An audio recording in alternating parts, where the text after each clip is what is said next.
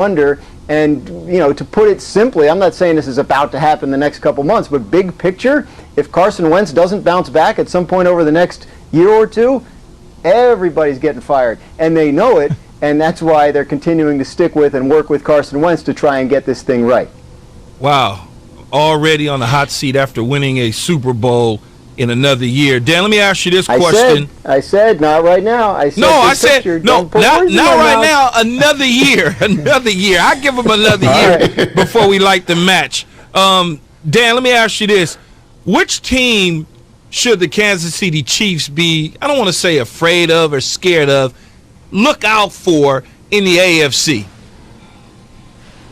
The Raiders. If I'm the Chiefs and I'm looking ahead to the playoffs, which I'm sure they'll tell you they're not, I want somebody else to take out the Raiders. I don't want to have to do that again. They beat me once. They came within a minute of beating me again. They look like they're absolutely not scared. Talk about scared. The Raiders are not scared of the Chiefs. They believe they can beat them. They believe they should beat them. They believe they're built to beat them. So head-to-head in the postseason, if I'm the Chiefs and I'm looking at the AFC playoff field, yes, Pittsburgh's undefeated, and at this point you would have to go there, and they would have had the bye. That makes them a favorite, certainly. But in terms of teams that I feel comfortable trying to beat to win a playoff game, the Raiders are the thorn in the Chiefs' side right now, and I would hope, if I'm the Chiefs, that somebody else takes them out or keeps them out of the playoffs entirely so I don't have to try and do it again. It's really amazing to think that a 6-4 team could end up being Patrick Mahomes' kryptonite, and his mention of the Pittsburgh Steelers, Dan, the fourth team with an unbeaten record entering Thanksgiving game, incredible, in the last 80 years. Fourth team with an unbeaten record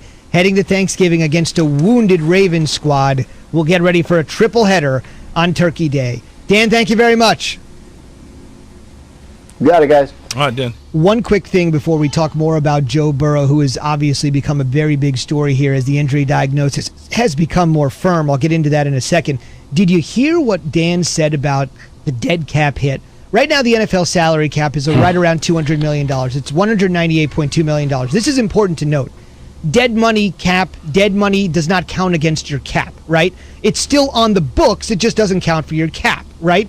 So if he's saying your dead money hit on Carson Wentz could be $50 million, it could be $40 million, depending on when they decide to cut him. If that ever were to happen, that would be a full 25% of the cap. Again, that money does not count against the cap, but just think about that amount of money. That's a staggering amount of money, particularly when you put it counts against the cap. Oh, did I misspeak? Sorry. Yes, it counts against the cap. I misspoke, sorry. No, it counts against the cap. 25%. That's basically 25%. That makes me sick. And that's why I always tell you and Jay, like, you can't, follow the breadcrumbs, right? You can't just all of a sudden cut bait because that money accelerates. And what money do they have left? So when you talk about Jimmy Garoppolo, they don't really have anything left. They got peanuts. So they could absorb that salary cap hit. But when you got a guy like Carson Wentz, because of the way they structured the contract, it's hard to get rid of. It's just like Aaron Rodgers. Like when they drafted Jordan Love, everybody kept saying, I'm like, dude,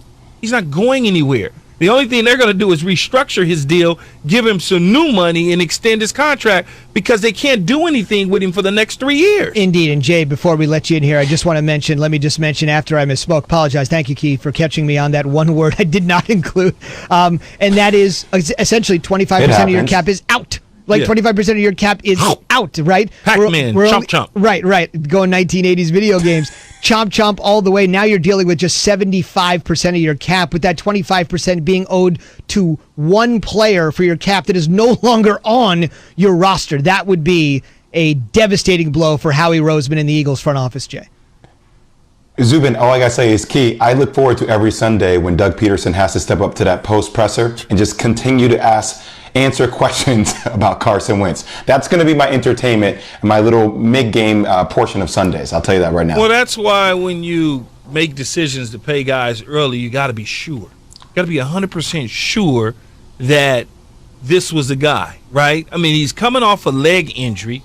He did help lead you to the Super Bowl. He put him in position. Nick Foles took over, ultimately go and win the Super Bowl. Then you give him an extension as if he was the one that actually played in the Super Bowl game and won the game.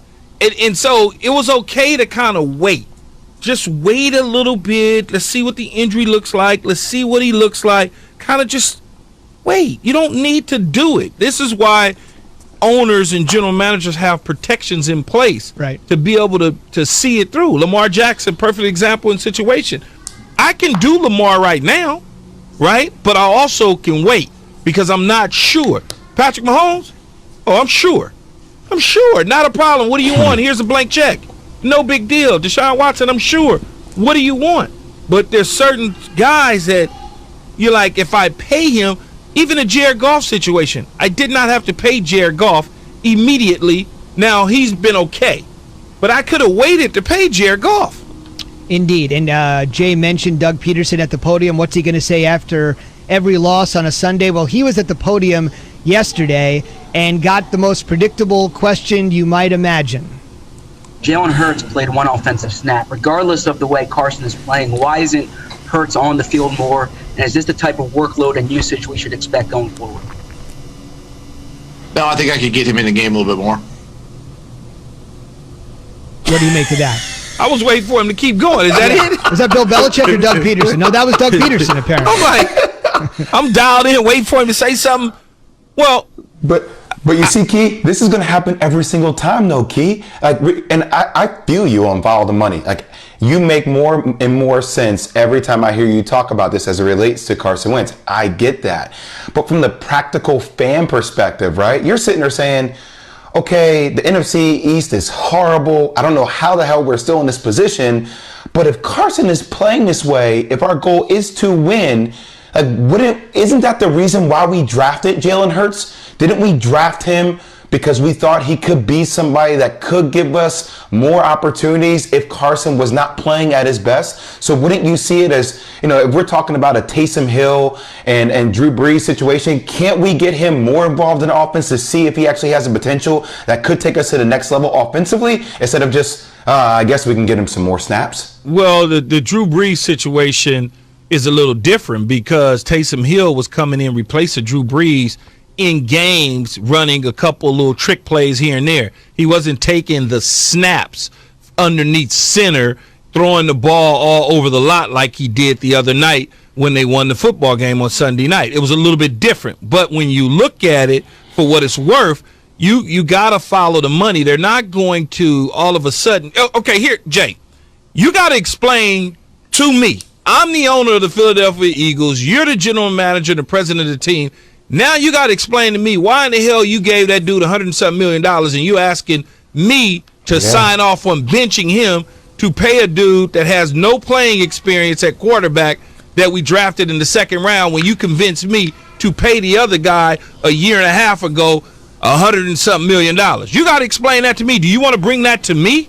Do you really want to walk into my office and say, hey, Key, I want to play the other guy, even though I just gave him $100 million and he's going to cost us $50 million if we do anything? You really want to explain that to the owner? I know, Key. I guess I want to live in a reasonable world where there's an admission of guilt, but in the world that we live in, it's not reasonable. That would never happen because my back is against the wall and I want to keep my damn job. I'm never doing that. What professional